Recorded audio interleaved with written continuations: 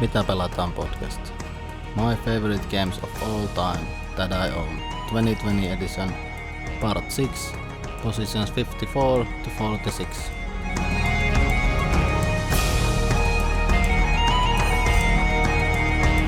Welcome back to the list.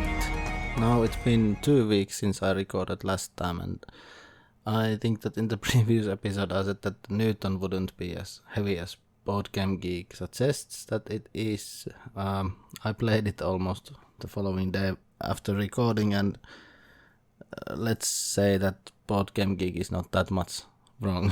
There are so many decisions to think during your turn, so yeah, I was wrong. Board Game Geek is right. It's about the correct weight, so the people are correct. Now that we have that out of the way, today's list has 6 games that were on the list earlier. Most of them have fallen down. One has gone up a bit. I have no idea why, but it's gone up a bit for this year. And there are 3 new games on the list.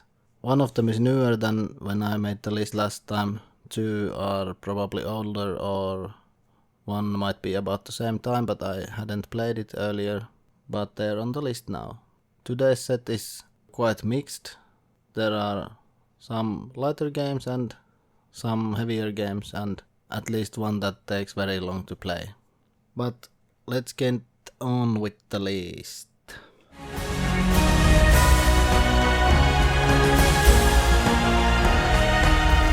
On 54th position in the list is an abstract game from 2003, and this is a game in the GIF series of games, and this was the only one that I had played when I made this list, and this is Yinch.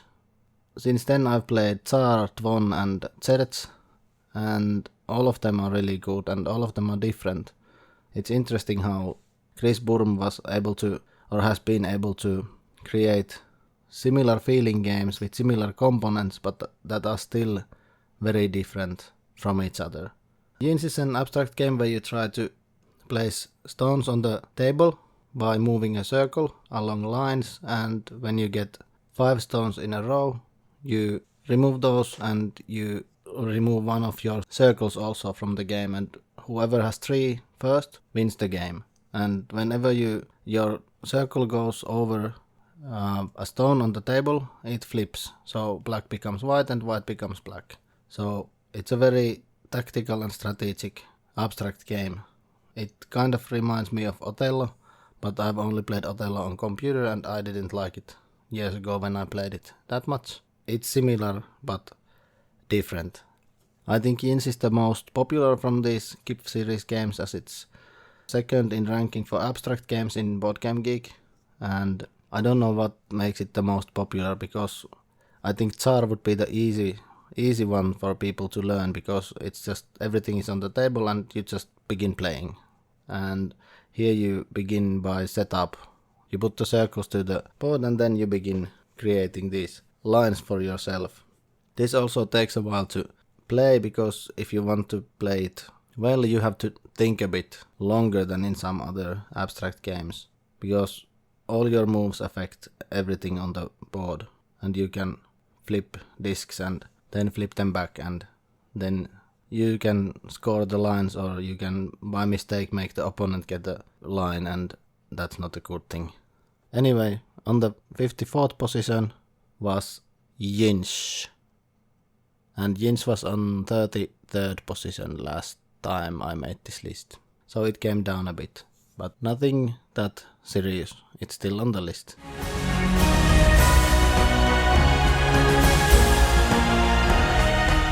On the 53rd position in the list is a game that probably takes the longest to play on my whole list. This is a train game, and it's kind of a placeholder, but then again not yet a placeholder, because I haven't played many of these 18xx games. This is the first or the second, but first in its line, so 1830, Railways and Robber Barons. This is the beginning of a system or a line in 18xx along the 1829 line. If I understood right, one of them is different and one of them is different line, but these are the two lines, 1830 and 1829. And I had only played 1846 before I played 1830, so this was a bit heavier and longer than 1846. That was mostly operations. But I noticed that I liked this one more. Also, this is very brutal. You can really, you can piss to your opponent's breakfast cereal. So to say, that's a Finnish saying, but maybe it works in English as well. Piss to someone's cereal, yes. Very easily by playing around with the stocks and everything. The 18xx games are basically train games. There's a map and you buy shares, and if you have the majority of shares to a company, you are the head of that company and you make decisions for that company. You have separate money from the companies. All the companies have their own money and they make their own track and they run their own trains. Running meaning that the train goes from point A to B or C or D, and then you collect money from that. Then you decide if you give the money to the stock owners or shareholders rather, or if you keep it in the company. And then the share values are affected by your decisions and they go up or down and so on and so forth. The goal is to have the most money at the end of the game as a player, not as a company, but as a player. I don't think these 18xx games are difficult. They just take long, so you have to be able to focus for a long time. And what is the most difficult thing to people who have played games is probably that you have separate companies and you have separate money for yourself. So you are not playing for yourself, you are operating the companies. When you get that, these games are not that difficult, I think, in my opinion. And this 1830 is, in my opinion, really elegant because it doesn't have that difficult rules. You just basically play, but it takes long and you have to play players and you have all the time stay focused. It's a long game, but it's a really good game. And I would play this often if I had people to play it with me, but it seems that my play group doesn't really have that much time. Me neither all the time, but it seems that this is basically just a con game. And let's see when we will have a convention here because of the situation currently in the world. But anyway, game on my 53rd position, 1830 Railways and Robber Barons by Francis Tresham, and I have the Mayfair version, the newer one. And this I hadn't played before making the list the last time.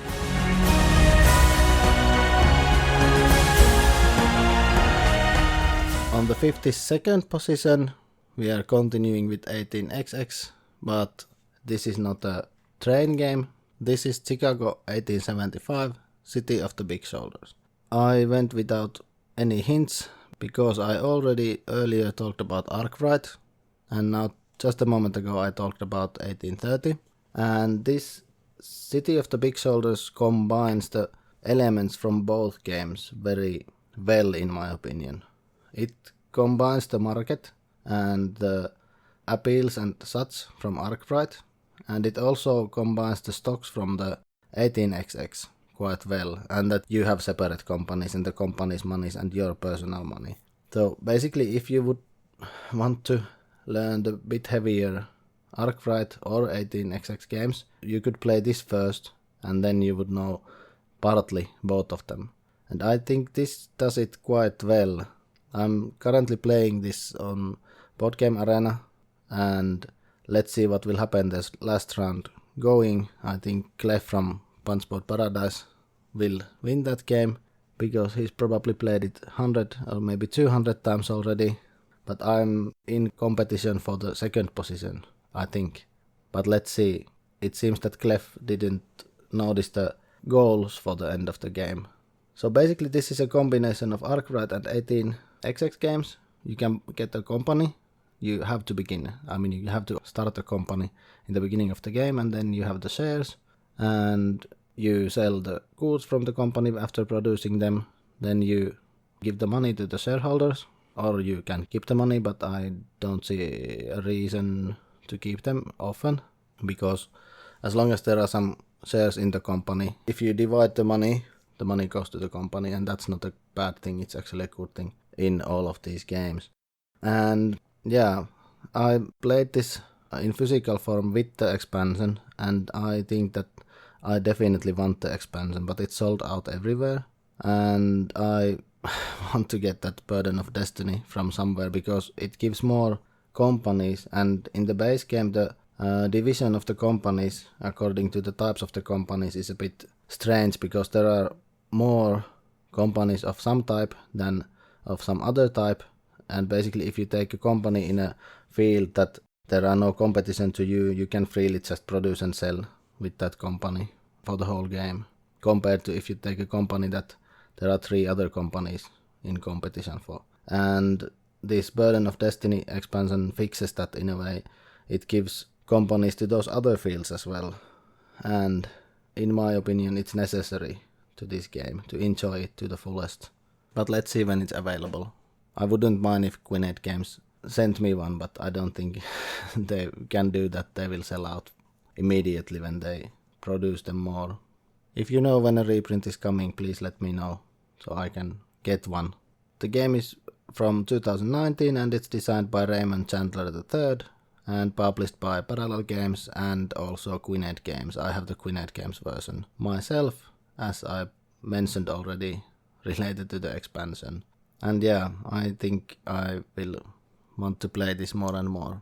At the end, I don't really know which one would be the best for me. Now I'm comparing this Arkwright and 18XX, let's say 1830, because I should play all of these games more times to be able to compare them fairly.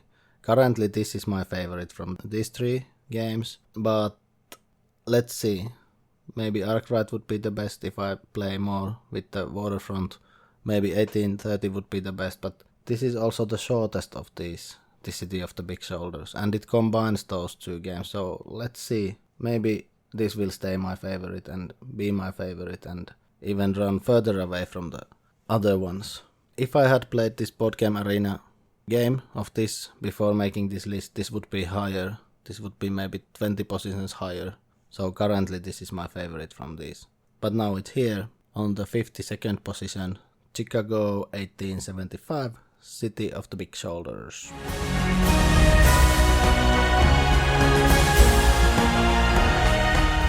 On the 51st position is the only game that has risen this time from 57th position, so just a bit up. And as I said, I have no idea why, because I haven't played this since the last time I made this list, but I think that I have so much will to play this now that it's this high currently. It's from Uwe Rosenberg, and I have the old version. I don't have the revised edition of Agricola, and it's published in 2007 by Lookout Games and Seaman Games and whatever is my version. I think I have the Seaman Games English version from old times. I don't think I would like the family version. I might like the revised edition, but I haven't even played that because I think this is fine. I have the expansion for this, and I think you should always play with the cards. And this is 2-player game to me. I like it 2-player, and we like it with the wife also 2-player. We haven't played it for a while, but we really like it. Also, it's very punishing. I said when I talked about Caverna earlier that let's see if this will be on the list. And in my opinion, if I compare these two, Caverna is too loose. I mean, you can make mistakes, you can do what you want, and you still don't get punished. Here, yeah, I know people complain that you have to do these certain things, but so what? That's the game. You have to do these certain things, and what you do better than your opponent or opponents, besides doing those things that are required, will decide the winner in the game. And I like it that because you have to do these certain things, you have to feed your people and have a certain number of certain things, that creates competition for the positions on the board, and it makes this worker placement aspect of the game very tight. Whereas in Caverna, if you lose a spot, then no, I take the other spot. I'll get just one coal less. But I like more this tightness in this game, especially with low player counts. And that's why this one is here, higher than Caverna. On 51st position, Agricola.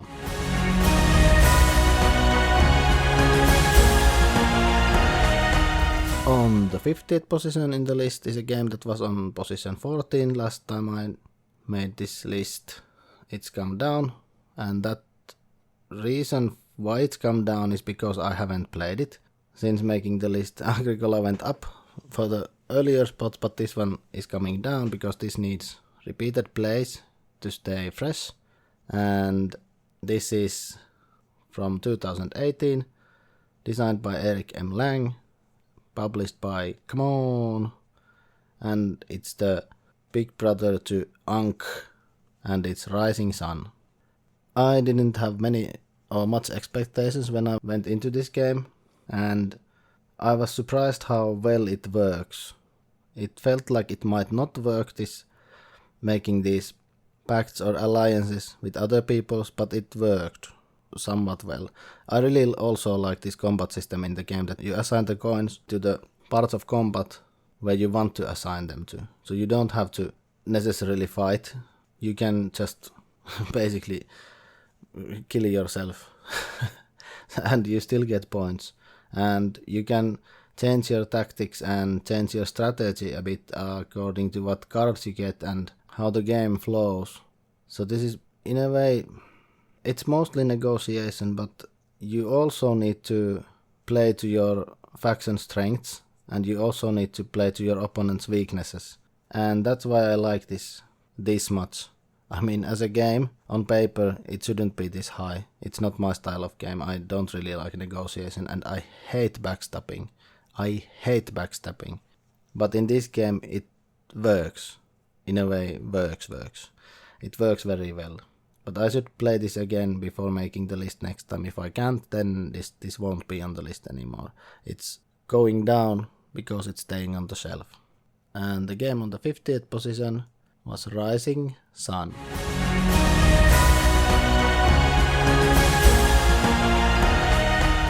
On the 49th position in the list is a game by Richard Garfield and Yellow.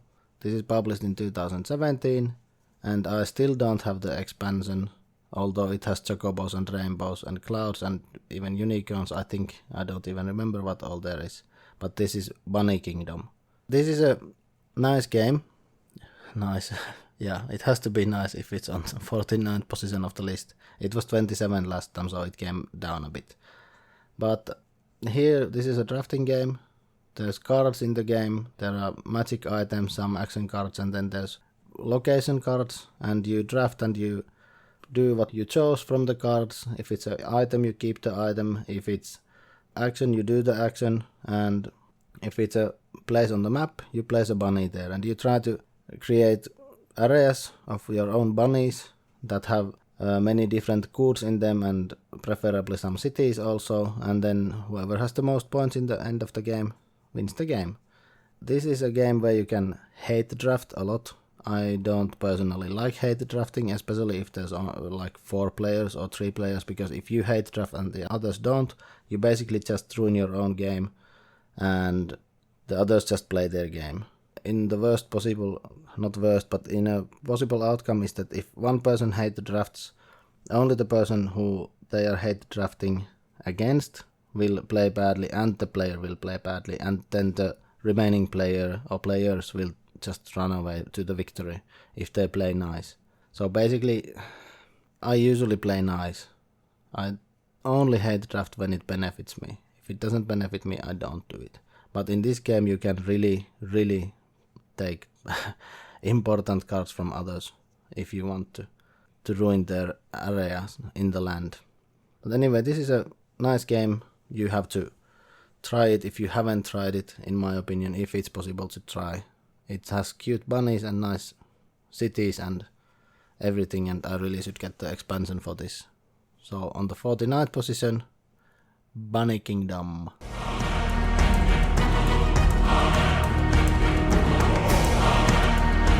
The game on the 48th position just got a reprint with a new art style, not necessarily the style, at least the box is different style. There was nothing wrong with the art in the earlier one. I think it's one of the prettiest games there are around.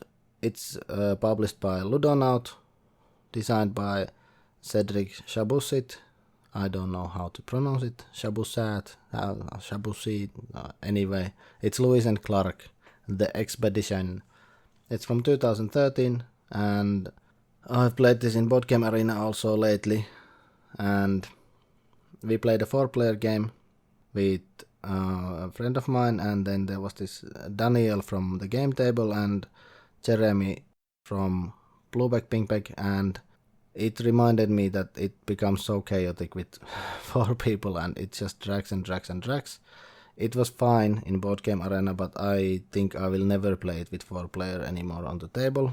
I've done it once. My first game was with 4 players and it was too long. This is probably best with 2. Might be possible to be very good with 3 also.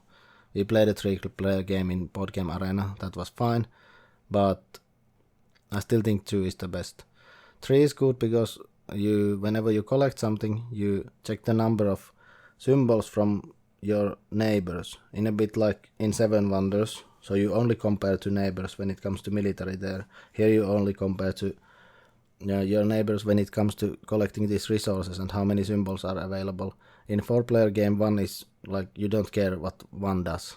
Except that he probably or she probably ruins your game if you don't care, but you don't care about their symbols, what they are. In 3-player game, you care about the symbols from all of them, all of the other players, and in 2-player game you play against 1 person. So either 2 or 3, not more. 5, don't ever try, unless you're a masochist or don't have anything else to do. It will just take ridiculous amount of time. Extra players only bring extra time here, and also here your turns can take very long if you think long, and because everything combos with everything and you have to consider many options, different options when you choose what to do, then it also makes it longer. Anyway, on the 48th position in this list, Lewis and Clark. Lewis and Clark was on 38th position last time, and now it's 48, so it dropped 10 spots, but it's on the way back up because of the recent place in Board Game Arena.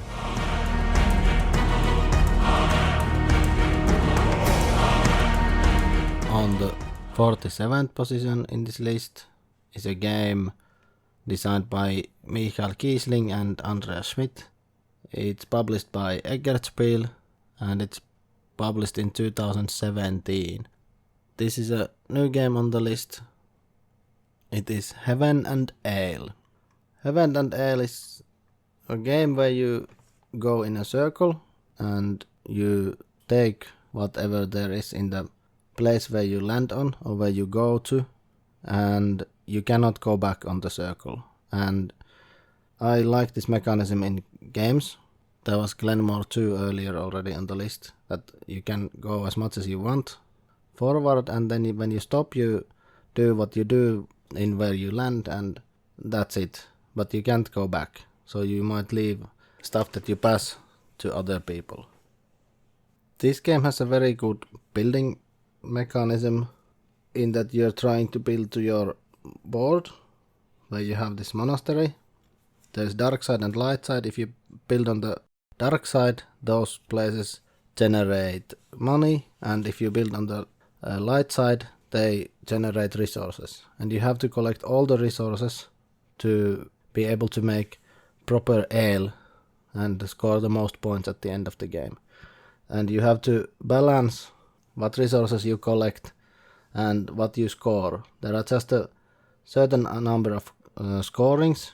You have to take a disc, and when you score something, you don't score it again during the game. And then you can fulfill objectives from the middle of the board and get points from those as well.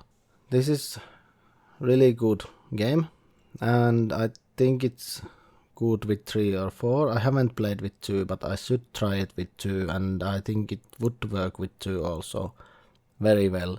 I'm actually very interested to try this with the wife, so she can experience this game as well. This is much better than you might think from the box cover or from reviews. Some say that it has no theme, but in my opinion there is theme, because you have to get the correct ingredients to the ale, and you have to balance what there is. I mean, if it's only water, it's not ale, or if it's only hops, then it's not ale either.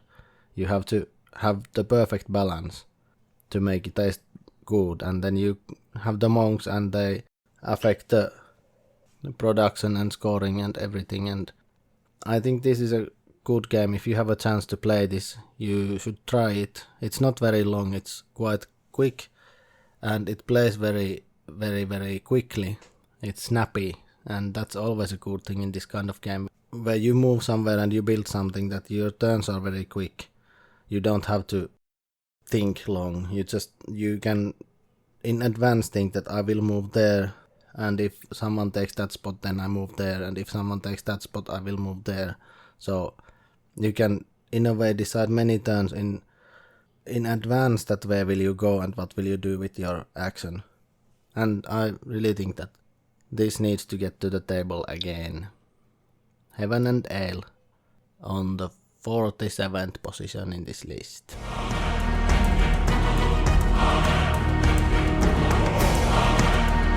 On 46th position in this list is a game from 2013, and it's designed by Mac Gertz, published by PD Verlag, and it has lots of new maps and one big proper expansion. No, two actually. I don't have Venus yet, I have Salsa, and this game is Concordia. Venus brings some kind of a team play. I didn't get that expansion yet. I don't know if I will get it, but I think I have all the other maps that can be added to this game. This is a very, very elegant game. Very few rules, very easy rules, very easy to play, but it works well that you have cards in your hand and you choose what to do, and others can copy you if they want to copy you, and you produce at certain times, and you have limited number of space for the resources. You have a certain number of people that can move on the map. You have certain number of boats that can move on the map, and everything works almost flawlessly together. The scoring is a bit the scoring is a bit different in this game, and if you haven't played it, I really suggest that you do this intermediate scoring that it says in the rulebook to do. That when the cards run out the first time, when you use all your cards in your hand, you do a sample scoring and check how the scoring is done. Because if you don't do that, people who play the game might not understand how it works, this scoring, because you score depending on the god or goddess that relates to the card that you have in the deck. So if you have a certain number of certain color cards, they score in a different way than different color cards, and it's multiplied, and it's difficult to explain before you play the game, but during the game you will probably understand how it works. But this is a very simple rules, elegant game.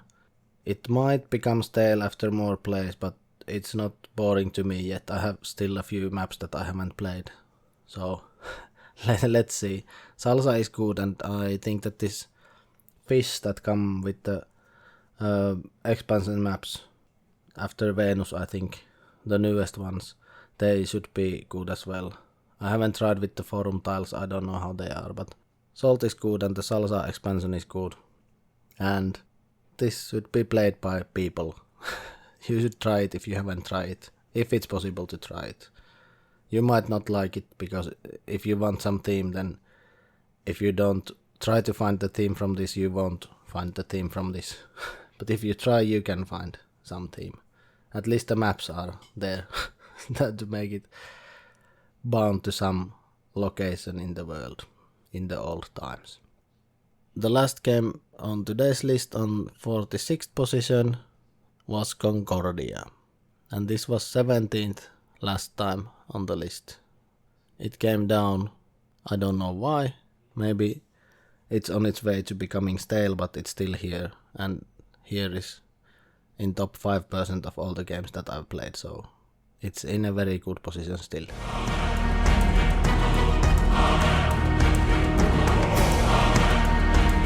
that's about it for the list this time. Let's see when this will come out. If Hannu from Hukkareissu will be able to attend a game day on Tuesday that we were planning, I will put this out on Monday so he can listen to it on the way driving here. But other than that, it will come maybe latest 14th of August. I'll try to put a few more episodes this same week. This will very likely be available before 14th of August, so that's why I'm saying that there will be more episodes possibly. So going onwards, the games on the next part of the list, there are 5 games from the previous time I made the list. 4 of them are almost in the same positions as earlier, well, almost within 15 spots. 1 has fallen down a bit. There are 4 new games that I hadn't played earlier. 2 of them are new, 2 of them are older, but all of them are new in my collection that I played lately. That's about it. I hope you're enjoying these lists and still continue to listen them. And subscribe to the podcast if you're listening to this so I know my subscriber number. It's currently 11 in Podcast Addict, but there are over 200 listens to the intro and a bit less for the other episodes. So it would be nice to have it in right order. Also leave a review if you think you should leave a review, but be honest in it, like I am in mine. Don't leave 5 stars because I ask you to. Leave how many stars you think is proper.